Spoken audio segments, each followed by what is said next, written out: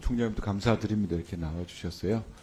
혹시 위원장님 이번에 그 3개 기관이 한 보안 컨설팅 결과를 받아보고 저는 사실 굉장히 충격적으로 또 경악했습니다. 위원장님은 어떻게 받아들이셨습니까? 예, 저희도 많이 강조를 했습니다. 생각하는 것보다 많이 취약하구나라는 그런 관점을 생각이 들었습니다. 알겠습니다. 혹시 위원장님 우리나라에서 우리 국민의 개인 정보를 가장 많이 보관하고 있는 그런 공공전산 시스템이 어딘지 아십니까? 2페이지 띄워주세요. 선관위입니다. 예. 통합선거인 명부를 포함해서 선거관리 시스템에서 4,430만 명의 우리 유권자들에 대한 성명과 주소, 생년월일들이 등재되어 있습니다. 국내 최대 규모의 공공전산 시스템입니다. 그 페이지를 잘 봐주십시오. 이 내용이 보시면은 행안부가 가지고 있는 정부24는 우리나라에 가장 많다는 그 정부의 공식 그 홈페이지입니다. 홈페이지에 들어간 사람이 2,173만 명입니다. 그만큼 선관위가 가지고 있는 통합관리 시스템이 크다, 중요하다 이런 내용입니다. 그럼 선관위가 가지고 있는 위원들 중에 이 중요한 선거관리 시스템에 대해 가지고 선관위 직원으로서 사이버 해킹에 대응하기 위한 정보요원이 근무요원이 몇 명인지 아십니까? 6페이지 띄워주십시오. 3명입니다. 정보 보안 업무 담당자가요. 그 중에서 의미 있는 자격증을 가진 속칭 말하는 전문가는 1명입니다, 여러분. 위원장님. 이런 상태가 지금 우리 선관위의 사이버 관련된 보안에 대한 그 관련자에 대한 관심도입니다. 그럼 그 관련 업체를 몇 개인 줄 아십니까? 그럼 외부 업체랑 같이 보안 업무를 같이 할 텐데 외부 업체는 3페이지 띄워주십시오. 한 곳입니다.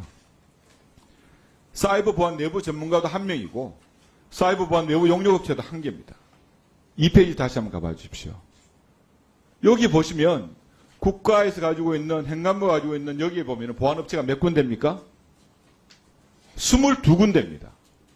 22군데가 1차 11개 업체가 보안망을 가지고 있고 또 2차로 11개 업체가 보안망을 가지고 그 중요한 개인정보들을 지키기 위해서 해킹으로 방지하기 위해서 최선을 다하고 있는 것이 현실입니다. 선관위는 1명과 1명의 용역업체를 가지고 그렇게 하고 있는 겁니다. 더 중요한 사항을 가지고. 그리고 우리 선관위 직원들의 보안 의식이 어떻습니까? 그 중요한 선거관리 시스템에 접근하는 비밀번호가 뭔지 아십니까? 1, 2, 3, 4, 5입니다. 이 문제가 제기되기 전 지난 5월 달까지 선관위 직원들은 업무망에서 쿠팡을 통한 쇼핑도 하고 네이버를 통한 뉴스 검색도 다 했습니다, 여러분. 위원장님, 이런 상태에서 어떻게 이 중요한 해킹으로부터 선거관리 시스템을 지켜낼 수 있겠습니까? 각성하셔야 됩니다. 선관위는 사이버 보안에 관련해서는 사실 통째로 손을 놓고 외부 업체에 맡겨버린 겁니다. 하지 않았어요. 그러면서 내부 조력자가 없이는 해킹이 불가능하다고 하는데 지난 2년 동안 북한으로부터 해킹 당했던 7번 차례 내부 조력자가 그럼 있었습니까? 위원장님, 아시지만은 북한의 사이버 해킹 능력은 전 세계 최고 수준이라고 합니다. 정찰총국 하에 해킹 부대가 10,000명이 넘는다고 합니다. 최고 수준의 해커들이 있다고 합니다. 마음만 먹으면 언제든지 마음껏 자기 마당처럼 자기 집처럼 드나들 수 있는 것이 현 상태라는 것을 말씀을 드립니다. 두 번째, 혹시 사전투표 관련해가지고 한 사람의 유권자가 사전투표하기 위해서 몇 가지 기계장치가 필요한지 아십니까, 위원장님? 총장님 아십니까? 일단 투표 몇 개 장소를 가지고 몇 개 그 시스템을 거칩니까? 네. 일단 투표하기 위해서 들어가면 본인 확인기 본인 확인기를 한 사람의 거칩니다. 유권자가 투표를 하기 위해서 필요한 장비가 기계 장비가 5개입니다. 본투표는 몇 군입니까? 본투표는 기계 장비가 없습니다. 네, 그렇습니다. 그러면 여러 가지 전자기계 장비가 많은 사전투표에 해킹 가능성이 더 높다는 것은 그냥 객관적으로 나오는 겁니다. 그런데 사전투표의 여러 가지 취약성을 보완하기 위해서 법에서 많은 규정을 해놨습니다. 뭐냐? 사전투표 관리관이 날인하라고 법에 되어 있습니다. 왜 인쇄 날인하는 겁니까? 사전투표 용지에 바코드를 사용하라고 되어 있는데 왜 QR코드를 사용하시는 겁니까? 정보 많이 담기 위해서 그렇다고요? 아닙니다. 8페이지 한번 띄워봐 주십시오. 여기 보시면 9페이지 한번 띄워보십시오. 9페이지에 보면은 선거구 QR코드에 들어가는 선거구, 선거구명, 청인, 자금다리 다 여기에 넣게 돼 있어요. 그냥 용지에 다 이미 나와 있습니다. 그런데도 이렇게 하고 있는 겁니다. 법대로 바코드 하시고 안 되면 본투표하고 같이 절취선을 만들어서 1년 번호로 하십시오. 다음 넘어가겠습니다. 시간이 안 됐어요. 조금 전에 위원장님께서 개표는 그냥 수개표 같이 이렇게 한다. 이렇게 말씀하셨죠? 공개 수개표 개표라고 하셨습니다. 국민들한테 거짓말하지 마십시오. 개표 방식은 갖다 부어놓으면은 개표 사무원들이 투표지 분류기에 집어넣기 위해서 일정 매수 단위로 정리합니다. 정리해서 분류기에 집어넣어가지고 그걸 돌려가지고 그 결과를 내는 겁니다. 거기에 무효표나 재확인 대상지 분류만 되는 겁니다. 그러고 난 다음에 이 내용을 심사 계속이라는 데는 절차를 갖춰서 거쳐가는 겁니다. 그런데 이런 개표 방식이 수개표 방식이라고요? 이게 공개 수개표 방식이라고요? 아닙니다. 이거는 분류기를 통한 개표 방식, 기계식 방식이고 전자식 방식입니다. 우리나라의 개표기, 선거 장비, 해외 수출된 거 아시죠?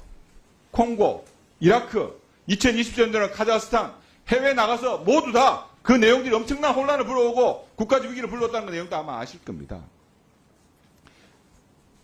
외부에 새낀 가능성이 없다고요? 노트북에 연결된 간단한 프로그램만 조작하면은 후보자의 표 바꿔치기도 가능하고요. 규칙적인 표 혼입도 가능합니다.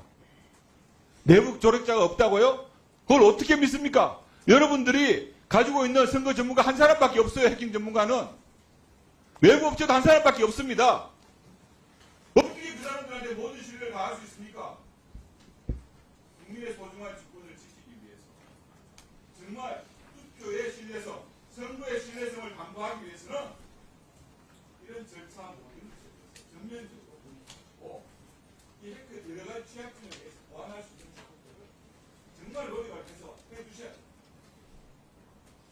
위원장님 여기에 답변 좀 해주시죠. 아니 근데 아까도 제가 말씀을 드렸는데 위원님 여러분들 위원 여러분들 질의와 답변 시간이 7분입니다.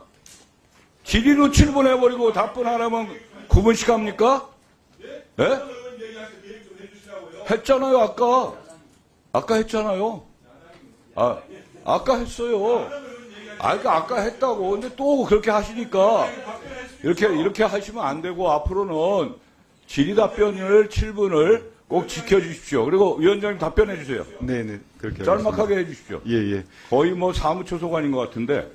예, 하여튼 아이, 사무총장 소관이 안 돼요. 그리고 이제 보안 컨설팅 관련해서 위원님께서 지적하신 그런 부분들에 대해서 저희들 다시 한번 철저하게 꼼꼼하게 그 지적하시는 그런 부분들에 대해서 더 하여튼 그 기술적으로 또 시간적으로 모든 방법으로 가능한 부분을 동원해서 그런 부분들에 대해서 조금이라도 의혹이 없을 수 있도록 최선을 다해서 그렇게 한번 우리 사무처에도 지시도 하고 저희들 위원회에서도 당연히 관심을 많이 갖고 있으면서 지켜보겠습니다. 네.